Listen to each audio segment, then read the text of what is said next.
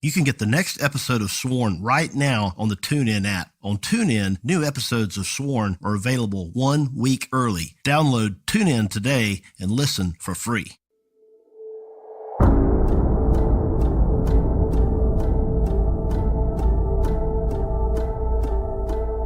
You place your left hand on the Bible and raise your right hand and repeat after me. I do solemnly swear. We, the jury, find the defendant not guilty. Protests continued this weekend in Ferguson and around the country. Quit resisting. It makes no sense. If it doesn't fit, you must acquit. Judge, you are the last line of reason in this case. Every one of us took an oath of office, and we're sworn to uphold the Constitution. From Tenderfoot TV in Atlanta, this is Sworn. I'm your host, Philip Holloway. I wanted to take a second to tell you guys about this new subscription box service called Hunt-A-Killer. Hunt-A-Killer enables you to dive deep into the mind of a serial killer by piecing together clues to an ongoing murder mystery each month. The Hunt-A-Killer storyline sets you up as a volunteer to be a pen pal to a patient in a treatment facility for the mentally disturbed. Your pen pal will confide in you the details of his twisted desires through eerie letters, objects, codes, and clues that uncover his true motives. It's the perfect challenge for someone who loves poring over creepy codes, ciphers, and clues and wants to put their crime sleuthing skills to the test. The company only accepts 500 new memberships each week, so make sure you apply ASAP. You can apply for membership online at huntakiller.com. If you're approved for membership, you'll receive a private link to subscribe. To help support our show, Hunt-A-Killer has offered a 10% discount for our listeners. Use the code SWORN and get 10% off. That's SWORN for 10% off at Hunt-A-Killer. I haven't went out investigating and asked questions like y'all do. Some people will talk to me, some people won't. Some people are scared. When it first happened, everybody's afraid they'd get killed.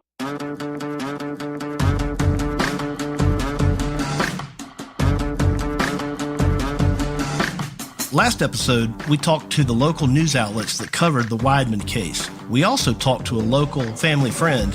It's been hard for us to get a lot of the details straight. We needed to talk with the current Turner County Sheriff, Andy Hester. I tried sending him a message, and Mason tried calling twice, but we got no answer. I reached out to him by phone and by text message, but I had no luck. Finally, I decided to send one of the Sworn producers in person to see if we could ask him some questions about the Wideman case. December, November, October, September. On our way down to Rebecca, we stopped at the Turner County EMS and Fire Station and met a group of nice people who were willing to sift through the fire report documents to find the one on the Wideman case.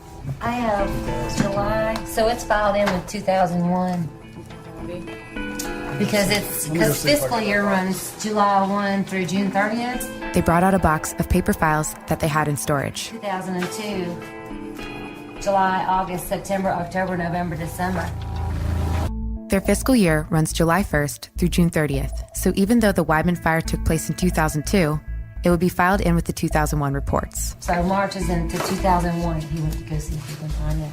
We used to have to do monthly reports and turn it into forestry, no.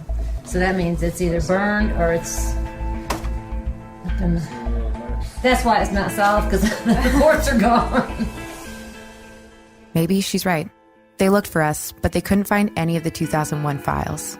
Apparently, the protocol is to keep files dating back 10 years. And after that, they're burned. Sure. Should be a fire report for that. I mean, we don't... Heck, I didn't know we threw anything away. We were connected with Brad Calhoun, the husband of one of the EMTs we'd spoken to earlier. I know they said the sheriff's office definitely has a copy of it, but yeah, I don't know if they'll give it to me. I can call them. That shouldn't be a problem. Brad is the county and district commissioner, so he got us in touch with the sheriff, Andy Hester. How you doing? Good, how you doing? Nice to meet you. Andy Hester. Come on back. Well, I'm Andy Hester, and I'm the sheriff of Turner County. Spent about 25 of my years here in this county, whether it started out with Ashland Police Department and then came to the sheriff's office. We got lucky. Sheriff Hester was in his office, and he was willing to talk to us. Status of the case is it's open. It's raw to all of us that work here because it is to me. One, being I grew up here and knew the family. Two, being I'm the sheriff of this county and people expect me to keep things fresh and worked on, and that's what my goal is, to make sure that it's not laying down stagnant. Since I've been sheriff, I know I've called the GBI office and met with their SAC at the time that came down when I first become sheriff. I called them and asked them to come, and that was the specific reason, to say, pick this case back up and please look at it harder and look at it. If anything was not turned over, to turn it over. There's a lot of information. I can't tell you that there's not something there that could solve the case. I can't tell you that there is, but I can say that there's a lot of information that's been gathered. It's very important that people, if they know anything, it don't matter if they think it's important or not, it might be a little piece of thread that connects two things together that we need connected that will solve the case. And do I want to tell people that, yes, it will be solved? I want to tell them that.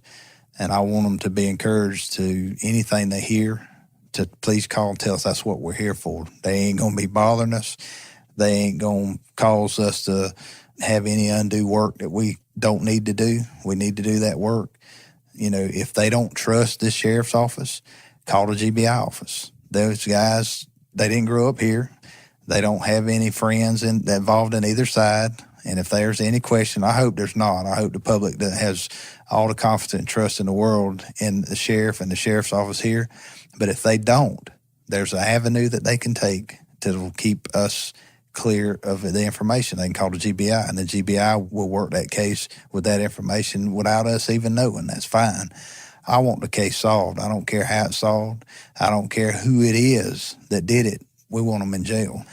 They murdered 3 people. And they need to be brought to justice. That's what our goal is. And I wish we could release a lot of information out there to people like you that are, you know, all you want to do is solve a case. I wish we could, and I don't want it to seem like that we stonewalling or putting up barricades for you or the public, but there's just things that are detrimental to cases that you don't release. Early on in our interview with the sheriff, we were met with a common roadblock in cases like this. I really can't tell you that information because it'd be information that don't need to be released. You see, with multiple agencies involved and the fact that they all consider this technically an ongoing investigation, whatever that means, even though it's nearly been 15 years, they still don't want to open up about the facts of the case. That would be something you'd have to talk to the GBI about. They still don't want to talk about what they're doing to keep this case moving. I couldn't release any of that information to you. I wouldn't be able to release that information. The GBI would have to release that to you. That's information that the GBI would have to release if it's released. I can't tell you that either. Are they doing what Sheriff Kendrick pleaded with the GBI to do back in 2005? Are they actually doing something, or is it just simply sitting on a shelf somewhere collecting dust? Any murder is important to me, and I've had people say, well, you know, we have other cases that y'all don't put as much interest in. We did, and some of those are not murders. They've been a suicide or they've been something else. And, of course, the family's always convinced that their family members was a victim of somebody else's hand. That's not always the case, and sometimes you show that it was what it is and they're not satisfied with it, and I understand that. I would probably be the same way if it was somebody I loved, but we have no interest other than solve crimes. It don't make my check go up to solve a murder, and it don't make it go down to not solve the murder. My interest in my heart is to put bad guys in jail for committing crimes. Going home and laying my head down at night knowing I'm doing the right thing for my family's name and for the public is my goal. I don't gain anything from covering something up or uncovering something. It don't gain me anything. What will gain me is if I do the right thing and put people in jail that are criminals. That's the goal. I just want the public to know, and we depend on them as much as we depend on each other to get this job done. Once that it was determined that there was someone in the house, at some point that morning we contacted GBI and let them come to the scene and started processing the scene after the fire was extinguished and determined that there were people in the home. They came and processed it before anything was moved from the residence at all. They came initially before, and once the fire was out, before anything was taken from the scene, the GBI was called and they processed the scene. Crime scene taped off, and there was several days passed before that scene was released. I do know that the remains of the home was sifted through, and I mean sifted, I'm talking about sifted with a piece of equipment that sifts ashes and things of that nature. So I know that it was processed thoroughly. We asked the sheriff about the fire reports. He didn't have them, and it sounded like he'd never even seen them. Now, Brad told me that I don't know if they could find it or whatever. There should be a copy of the fire department report in the case file. And I mean, that would have been all in that. There's a box of stuff that the GBI has, and it's all in that case file. I know there's a lot of information out there because people, however they found out information, there's been a lot of, and some speculation and some could be truth to some of it. I couldn't confirm or deny. I know that the contact was made with their families that morning. I don't know where they were at in reference to where they were when they were contacted. I do know that some of the family members came out to the scene that morning. So as far as who contacted them, where they were at when they were contacted, I didn't contact them myself. So whoever done that, I know it's probably in the case file, but I don't know who did it or where they were at when they were contacted. Some of them live in Rebecca and some of them live in Tifton. And so they were probably notified pretty quickly after it was determined, that somebody was in the house. I'm sure they were notified pretty quickly after that. I know the ones that live in Rebecca, Charles Henry and Diane Wideman, Chip Wideman, Larry and his wife has been very adamant and persistent, which they should be, about, the case being worked on and I agree totally with them. But I know that everybody in the county has their opinion of what they think, which at this time, everybody that could be interviewed has been interviewed, whether they were a suspect or a person of interest. I know the GBI's interviewed and exhausted all those avenues. And certainly if there's been new ones over the time that have come up, the GBI has responded quickly and promptly to go and follow up any leads. And so, our hope is through whatever means, doing the news interviews and things like this, that somebody somewhere will, remember something or maybe have told somebody at the time and that person didn't act or whatever, or didn't relay that information on, that we can rehash it again or visit it again. But I can't tell you we have a suspect, and I can't tell you we don't either. I do know that every avenue has been checked on that could be checked on, whether it led to new information or whether it ruled somebody out or ruled somebody in. I can't tell you that either. But we have, and recent as Sunday, got information that's been given in the case that could be beneficial. We don't know yet, but it's everything that we can gather. Some one little something can make the difference, and that's what we're hoping.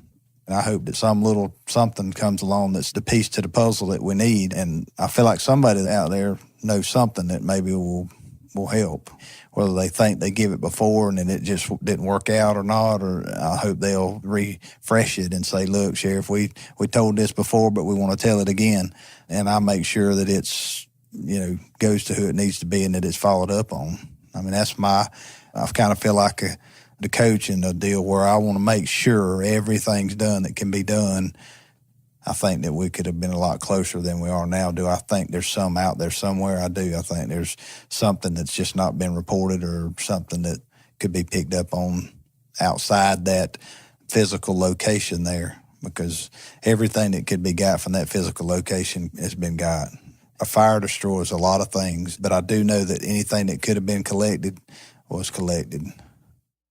These days, you can get practically anything you want on demand, just like our podcast. Listen whenever you want, when it's convenient for you. So why are you still going to the post office, dealing with their limited hours? You can get postage on demand with Stamps.com. At Stamps.com, you can do anything that you can do at the post office, and you can do it right now from your desk with Stamps.com. Buy and print official U.S. postage for any letter or any package using your own computer and your own printer. And unlike the post office, Stamps.com never closes. You get postage 24/7 whenever you need it. You know, here at Sworn, we've got a lot of things that we've got to send through the mail, but going to the post office just takes too much time, so Stamps.com has solved our problem. So here's what I want you to do. Right now, use the name Sworn for this special offer. You get a 4-week trial. This includes postage and a digital scale. Don't wait. Go to Stamps.com before you do anything else. Click on the radio microphone at the top of the homepage and type in Sworn. That's Stamps.com. Enter Sworn. Stamps.com. Never go to the post office again. Just out of history of doing this job 27 years, that when somebody acts alone, it's a lot harder to catch them than it is if you got somebody that's helped them. I know that. I don't have a clue.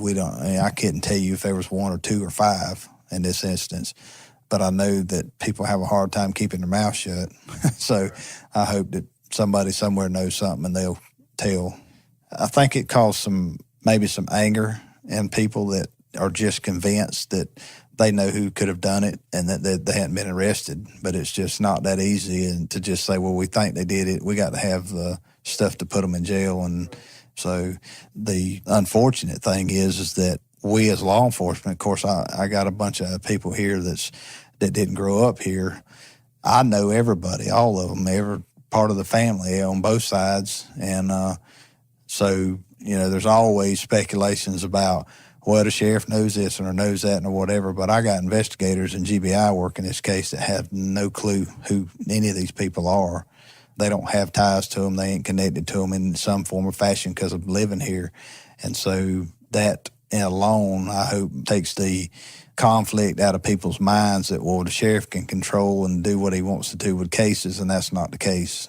My interest is to solve cases. I don't care who they are. But if there's anybody that has that kind of a conflict, I want them to be assured that the people that work this case, that work at the sheriff's office and at GBI, have no connection with these families at all, either way. They don't have a dog in the fight either way, so there's no influence.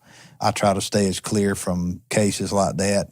My deputies, when they go out and answer calls, if they know families like that, I'll try to steer another deputy to that location just because of the mere conflict it causes in people's minds. So I think that's the only thing that's affected the community is they just think that they know who did it and they think they should be in jail. And I agree with them. I want somebody in jail too that did it. As my personal experience is, you always start closest you can to the incident, the family and things of that nature. So now what kind of cooperation you get out of them, I don't have a clue. Some of it could be the fact that they are, wanting to be patient and let the GBI, they don't want to do anything to interfere with the case either. And some of it could be other reasons. I always start inside the house and work out with missing kids because I have found them laying in the closet asleep and they think they've been kidnapped and they're in there sleeping in a pile of clothes. So I always start in the center of the house and work out. I think that's a good rule of thumb for anything. You start in the center of the conflict and work out, you find out a lot of things moving outward. So there's a lot of people question. And certainly all those that were closest to the family, I know they were questioned. I think they were all interviewed, starting in the middle of the house. You start out and question everybody. We were all interviewed about everybody, the families and stuff like that. We were all interviewed about that stuff. Everybody's always skeptical about releasing something that ruins a case because then it makes us look bad. And the sheriff shouldn't have done that, or he let out something that caused them to lose the case. That's what we're scared of. We're scared of letting out something and then getting to court and they throwing it out because we released it and it's tainted a jury or something like that. That's what we're scared of. We're not scared of, we don't have anything to hide. It's all about integrity of the case and knowing that a lawyer is going to look for that little chink and he's going to say, well, didn't you tell so-and-so this? And then that's just, it ruins that piece of evidence. So we're really skeptical about releasing in-depth information. It's not that we're trying to hide anything from the public. We just don't want to lose the case. It's a two-edged sword. We want to get it out where we can get help. But then if you give it out, it costs you in the end. So then we're like in a two-pronged thing there. We're like, how much, what do you tell? What do you say? And it seems like, well, dang, it would help. But then it ruins it at the end. I'm not the best at what I do. I strive to be, and I probably don't know everything I should and shouldn't release, but I try to be as open to the public as I can. They expect me to be knowledgeable enough to know if I'm going to cost the case in the end to lose it, and that loses their respect in me for that. So then I have to weigh out all those options. So it's rough sometimes.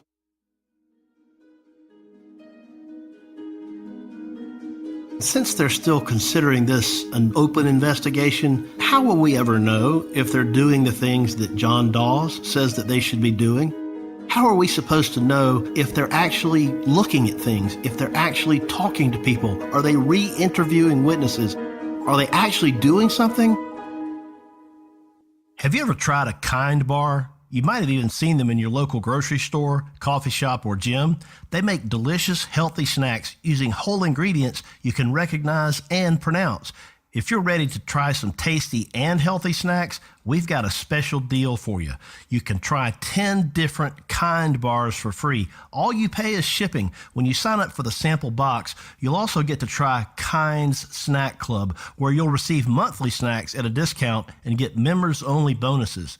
This free sample box has a wide variety of full-sized Kind snacks, including their fruit, nut, and chocolate bars, pressed fruit bars, and even a sweet and spicy bar for you to try. My favorite is the peanut butter breakfast bar. To try 10 different Kind bars, go to kindsnacks.com/sworn. You shouldn't have to choose between your health and taste when it comes to snacking. That's why both award-winning chefs and nutritionists love and recommend Kind bars. Visit kindsnacks.com/sworn to get your free sample box. And remember, when you support our sponsors, you help make this podcast possible. I think the case is solvable, yes. How to solve it, I don't know. I can't tell you. I think we missed our chance. I think a lot of the evidence has been disappeared. Remember the guy whose name has been censored throughout the podcast? Here he is. We got hold of him, but again, he asked us not to use his name. He told us a story about one of the persons of interest in this case. Jason Walker. Him and Melissa was dating at the time, and they tried to pin it on him, but I don't think he done it. Do you know that was his baby, don't you? To recap, Jason Walker is the supposed father of Melissa's child, and immediately a target of suspicion. But according to the story that this family member told us, somebody he knew corroborated Jason's alibi that night. She was an EMC, and she went and knew Jason Walker too, and knew their history with dating and all that. And she said she was at his house that morning. She fell to his truck, and the hood was cold, so he didn't drive that truck that night. He trusted that person enough to believe it couldn't be Jason. After a while, he began to express his theories on who may be responsible and told us some findings of his own. We was all set up to have a lie detector test, and the Widemans decided they wasn't going to have it, and we didn't have it. And that's all I can tell you. I mean, as far as legality thing. Why? I can't even, they wouldn't nobody give me an answer to that either. All my family was set up to do it, had a day set, and then all of a sudden, kaboom, we wasn't. Now, how does that happen? I mean, there's a lot of questions like that I could ask, but I can't give you no evidence. This thing consumed my life for 3 years after it happened, and I decided I had to go on my way, to affect my whole family. So I haven't went out investigating and asked questions like y'all do. Some people will talk to me, some people won't. Some people are scared. When it first happened, everybody's afraid they'd get killed. I wasn't going to be the executor of Deborah's estate. It's all going to the Widemans anyway. I mean, it's their money, but they had problems. But they kept the death certificate away from us for 3 months. And the Widemans had it and done all the stuff, and we didn't know nothing. The parish, which was the coroner, Perry Funeral Home, and I didn't know nothing about it till July the 3rd.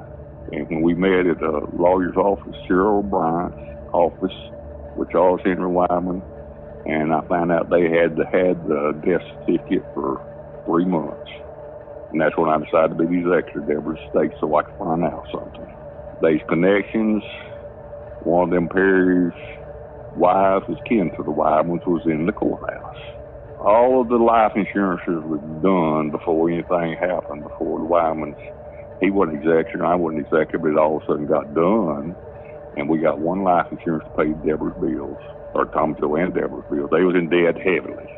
Wine was held back. They got the life insurance, they sold the cars, they got car insurance, they got everything before the legal process started. Does that make sense?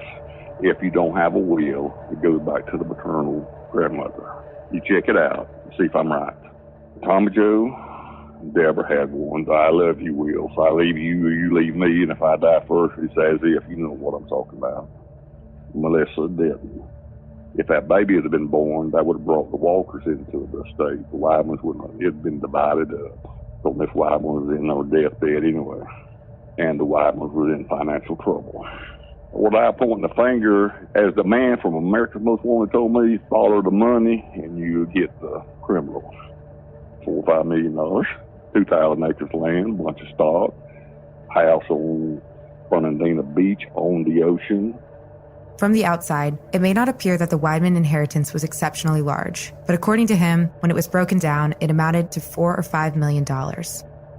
And I think there's a lot with Kendrick and the Widemans together. They've been seen going to parties in Florida with limousines and things like ball games and things like that. He stopped everything. I mean, a sheriff is a powerful man. He stopped a lot of things. He stopped the GBI if he wants to. And that's the reason I think it's boiling down to the Widemans live with Rebecca. They was one of the first ones out there. And then Randy Kendrick was the sheriff. And he stopped a lot of things, just like investigation or things like that. He's the one who gave the okay to bulldoze the house down. A friend to whoever done it is going to have to talk or listen and hear something. Well, you know, GBI ain't going to tell you much or nothing, so I can't verify if things were said or told or not. I can't. I don't know. When you're sitting in my position, ain't nobody going to talk to you in the enforcement, hardly. That's the reason I got an investigator. He told me that he couldn't tell me anything. He'd have to tell the enforcement, but the enforcement people didn't let him do nothing.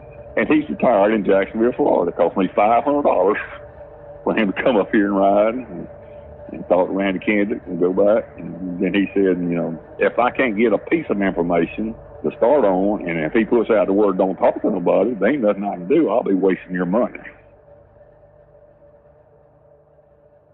So that mysterious phone call we played last episode, we shared it with this individual. Turns out, 10 years earlier, he'd heard a similar story from the same person.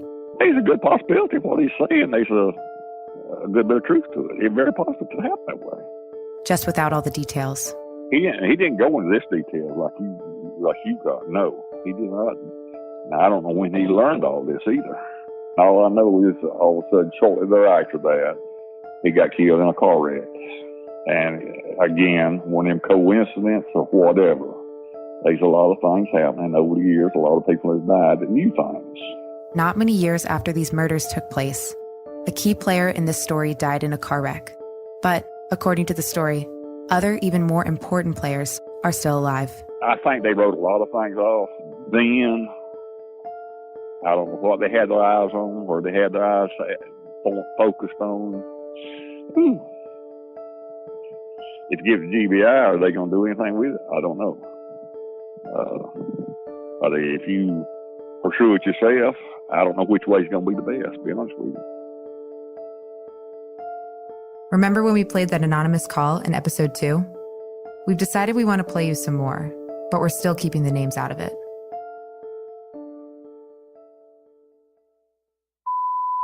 Who will probably never speak of it. They were good friends with this Chip Wideman. I believe hired the people that murdered those people. They murdered them and burned the house. It's a hell of a story. Now, why am I interested in it? Who was a drug addict and an alcoholic, and who finally killed himself in a high-speed car accident. He and were the alibi that night for the prime suspect in the murder case. Do you understand what I'm telling you? They were his only alibi. Our producer, Payne, received that phone call a year ago. When we started the sworn investigation, Mason reached out to the same individual to get some input on the story. A half hour later, he called Mason back. Hello? Is this Mason Lindsay? Yes, this is. Don't ever call me about this. I don't like your brother. I don't like you. And I don't know a goddamn thing about the murder case you asked me about. But I do know about y'all. What a bunch of swine you are. So don't ever call me, okay?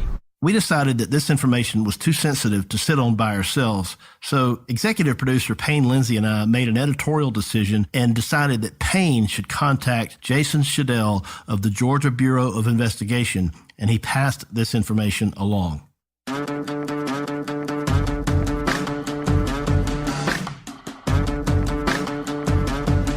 We'll continue to follow this case in the future and plan to come out with more episodes in a few months. So please, if you have any information at all about this case, contact the Georgia Bureau of Investigation. You can also contact us directly at sworntips@gmail.com. Sworn is produced by Tenderfoot TV in Atlanta. Story and production by Payne Lindsay, Mason Lindsay, and Meredith Stedman, and myself, Philip Holloway. Sound design by Payne Lindsay. Executive producers Donald Albright and Payne Lindsay. Mixed and mastered by Resonate Recordings. Also, if you haven't yet, please check out our sister podcast, Up and Vanished, that follows the investigation into the disappearance of Georgia high school teacher and beauty queen Tara Grinstead. Up and Vanished is available now on Apple Podcasts. Thanks for listening. This is Philip Holloway, and I'll see you next time on Sworn. New episodes of Sworn will be available 7 days early on TuneIn. Download the TuneIn app and listen for free. Hear new shows from other great podcasts on TuneIn before anywhere else. You can find our new episodes at tunein.com/sworn. That's tunein.com/sworn.